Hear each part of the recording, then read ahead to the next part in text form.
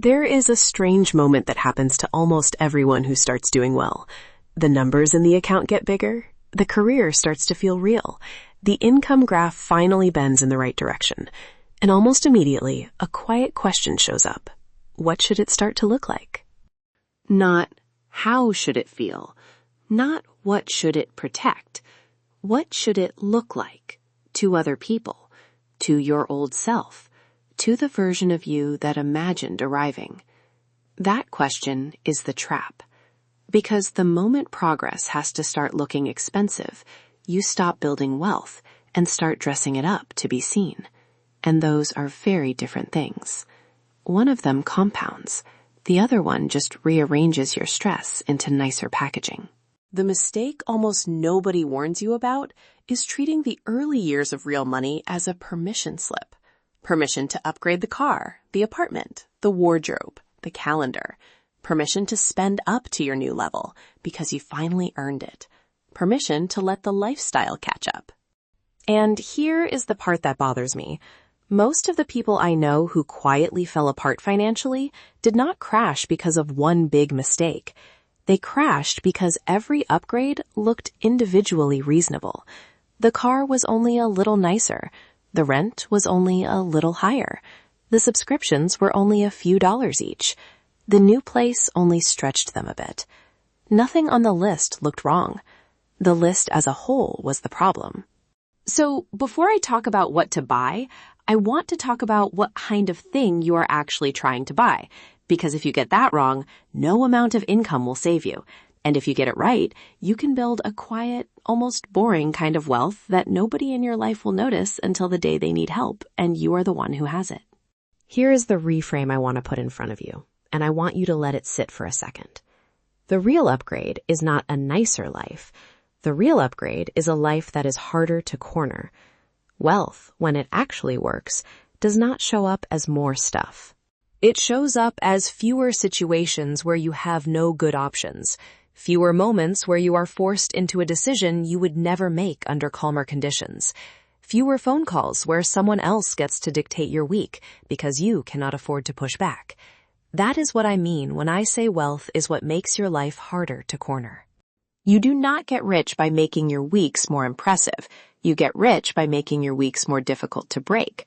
Most of what looks like financial progress in your 20s and 30s is actually just throughput. Money comes in, money goes out, and the gap between the two is the number that quietly matters most. The lifestyle in between is mostly theater. The real thing you are trying to buy before anything else is breathing room, margin, slack, the unglamorous, almost invisible space between your obligations and your resources. That space is what lets you say no to bad jobs, bad clients, bad landlords, bad partners, bad deals. That space is the entire reason wealth feels different from a high income. People with no margin have to take whatever the world hands them. People with margin get to choose. And once you understand that the choice itself is the asset, everything about how you spend changes. So before you upgrade anything you can see, I want you to upgrade everything you can't. So let me start with the dullest piece of the picture, because it is also the one that quietly does the most work. Cash. Not investments, not assets. Cash. Sitting in a regular account, doing what looks like nothing. There is a whole genre of financial advice that treats idle cash as a personal failing. Every dollar should be working. Every dollar should be deployed. If it isn't returning something, it is leaking value to inflation. And on a spreadsheet, that argument is correct.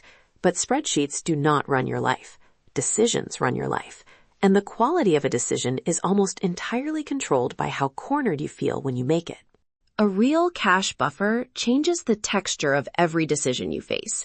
It lets you walk away from a job before you have the next one nailed down. It lets you say no to a client who is starting to creep on your boundaries. It lets you wait an extra month on a house you are not sure about. It lets you replace a broken appliance without rearranging your month.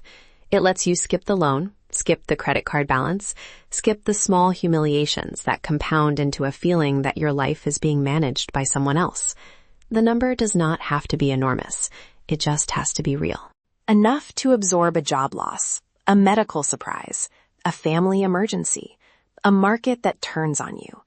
Enough that one bad week cannot rewrite your next year. When you do not have that buffer, every decision in a hard week happens with a gun to its head. You sell investments in a down market because rent is due. You sell time you did not want to sell because the credit card is screaming. You sell your standards in a hiring conversation because the math at home will not wait. Every one of those decisions is wealth leaking out of your life, quietly, in a way no spreadsheet ever catches. A cash buffer is not laziness. It is the price of being allowed to make calm decisions in a world that is constantly trying to make you decide in a panic. You are not paying for the interest. You are paying for the option to not be cornered.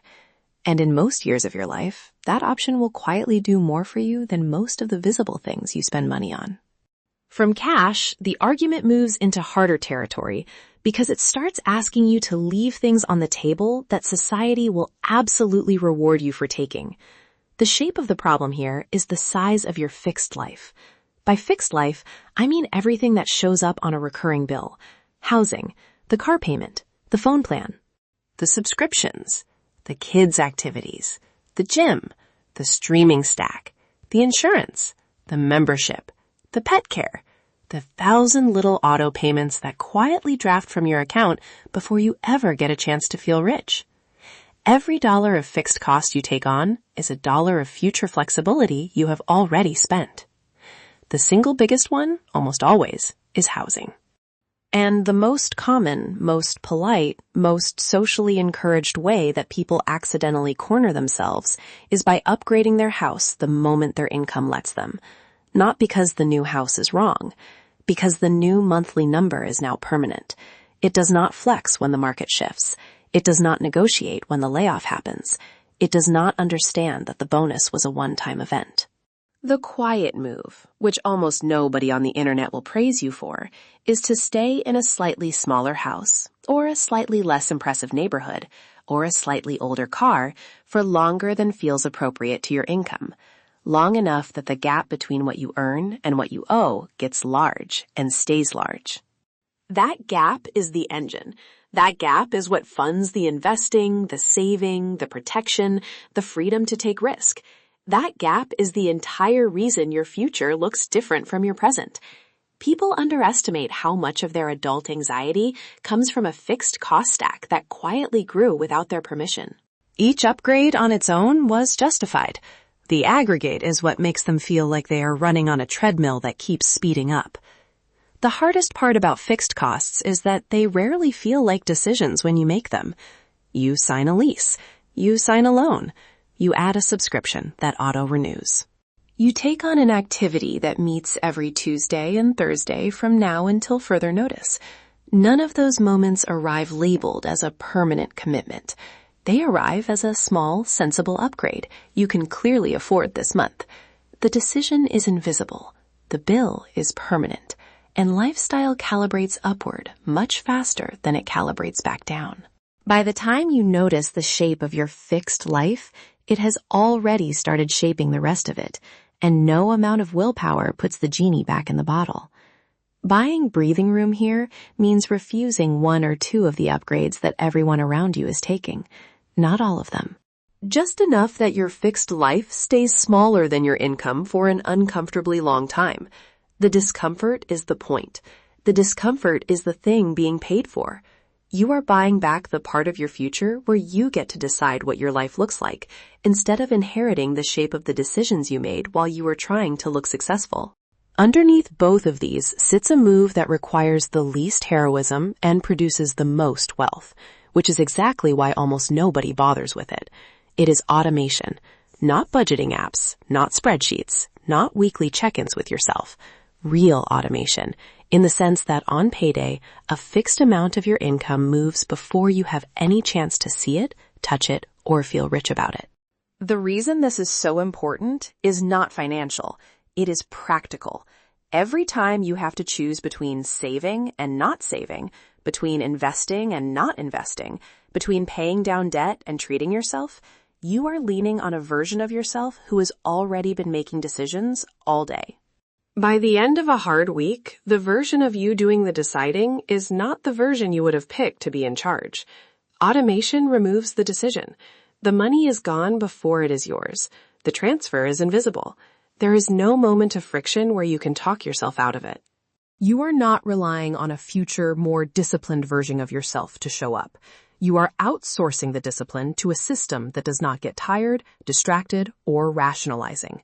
The people I have watched build the cleanest version of long-term wealth almost never describe themselves as disciplined. They describe their setup as boring. Income comes in. Fixed percentages leave before anything is spent. The remaining account is what they live on. They are not constantly choosing to save. They have already chosen once, and the system carries the choice forward for years. There is also a quiet compounding benefit here that is easy to miss. When the money you save is invisible, your lifestyle calibrates to what is left. You do not feel like you are sacrificing because you never see the part that is being saved. The part you can see is the part you spend, and the part you cannot see is the part that buys you back your future. That is the entire game. Make the saving boring. Make the investing automatic. Stop relying on yourself in the moment. Trust the system you set up on a calm afternoon when you are thinking clearly. The version of you that will need this margin years from now is not going to remember any specific transfer. They are just going to notice one day that they have options. There is a layer running underneath all of this that almost everyone underrates because it does not feel like wealth at all. It feels like paranoia. It feels like overhead. It feels like paying for something you hope you never use. That is protection, insurance, coverage, the boring layer of plumbing under your financial life that keeps one bad event from washing away years of disciplined work. There is a particular kind of mistake I see in people who are just starting to do well. They focus completely on the offensive side of money, the investing, the earning, the side projects, the asset accumulation, and they treat the defensive side as something to deal with later, once there is more to protect. That logic gets it exactly backwards. The defensive layer is most valuable in the years where you do not yet have enough to absorb a shock on your own. Later, once you have a much larger base of assets behind you, some of these layers earn less of their place, and you can reasonably reassess what is still worth carrying. But the window where protection matters most is the early one, and the early one is exactly where people most often skip it. I do not want to turn this into a checklist of products. The specific products you need depend on your life, but the shape of what you are actually buying is worth naming.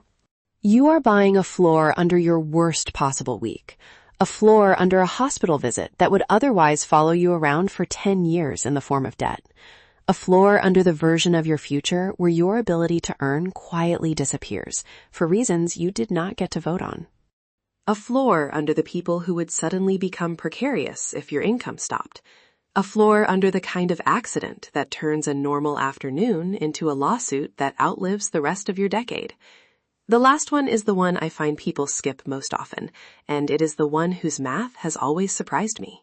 For roughly what most people spend on a single nice dinner out per month, you can quietly stack a layer of coverage on top of your other policies that absorbs the kind of accident that would otherwise rewrite years of patient saving. It is not exciting. It is not a flex. It is just the kind of plumbing you only notice when something further upstream goes wrong. The point of protection is not to feel rich. The point of protection is to make sure that on the worst day of your year, the financial outcome is something you can absorb, not something that rewrites your entire trajectory. A single uninsured event can undo years of careful saving in an afternoon. That asymmetry is the whole argument. The people I have watched skip this layer mostly do not skip it because they have done the math.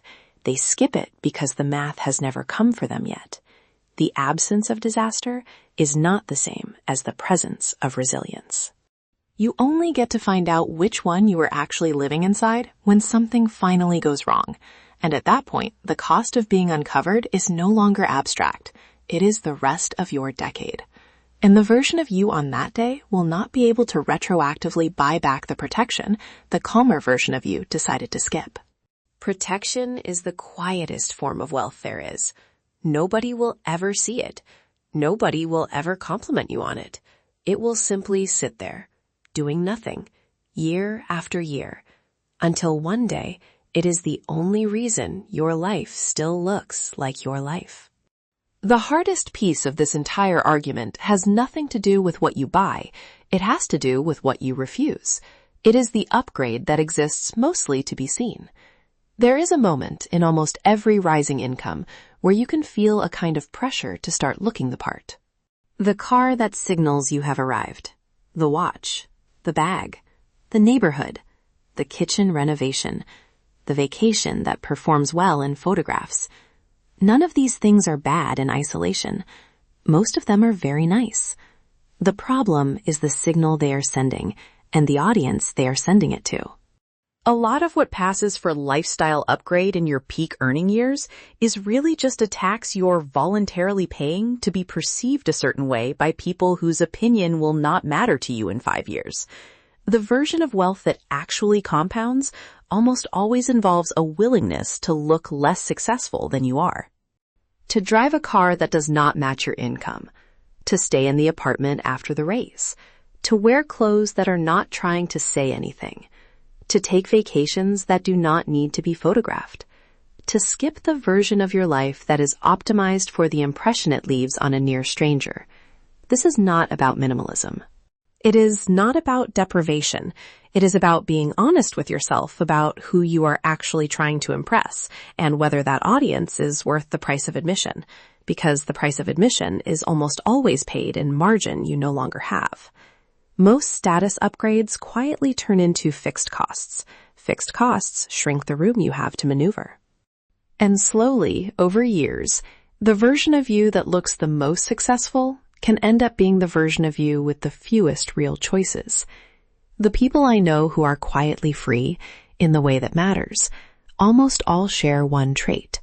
They are willing to be underestimated. They do not need their lifestyle to argue for them. They know what the inside of their balance sheet looks like, and they do not need anyone else to know.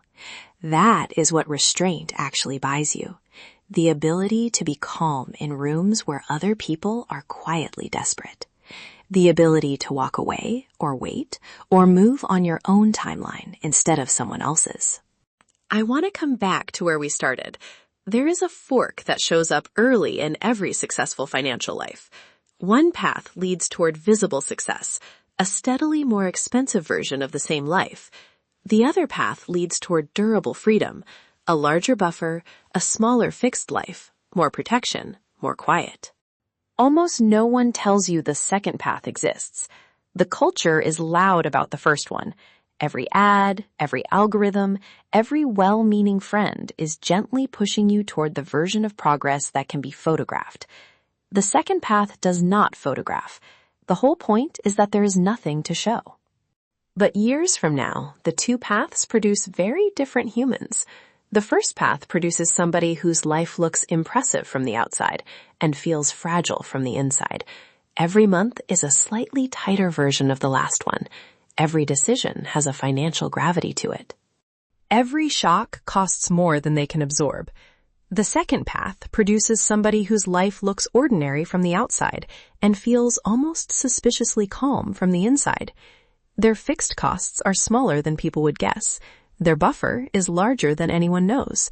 They do not need their lifestyle to perform for them. And because none of that ever becomes a story anyone tells about them, the people around them mostly never figure out how rich, in the only real sense, they have actually become. That is the version I want you to optimize for. Not the version that looks like wealth, the version that behaves like wealth when something goes wrong. Buy the breathing room first. Buy the margin, the protection, the automation, the smaller fixed life that lets all of it compound for longer than anyone thinks is reasonable. Then, much later, once the structure is real and the systems are running on their own, you can quietly start buying the visible upgrades, if you still want them. Most of the time, you will find that you don't. That is part of what the breathing room buys you. Clarity about which upgrades were ever actually for you. There is a quieter shift that comes with the breathing room. the one almost nobody warns you about either. The people you used to compare yourself to slowly stop registering as competition. Not because you decided to be above the comparison, because the comparison stops making sense. The neighbors with the bigger house, the colleagues with the nicer car, the acquaintances with the photographed vacations are no longer in the same game you are playing. They are buying visibility. You are buying years. And once you can feel the difference between those two from the inside, the noise of the first one stops being able to pull on you the way it used to. The calm itself becomes the thing you most want to protect, and that protection turns out to be the closest thing to wealth you ever actually owned. The real flex is never the thing you can see. It is the conversation years from now where someone offers you a decision that would corner most people, and you simply say no, calmly, without explaining, because you are one of the very few people in the room who never has to. That is what wealth is. That is the thing worth buying first.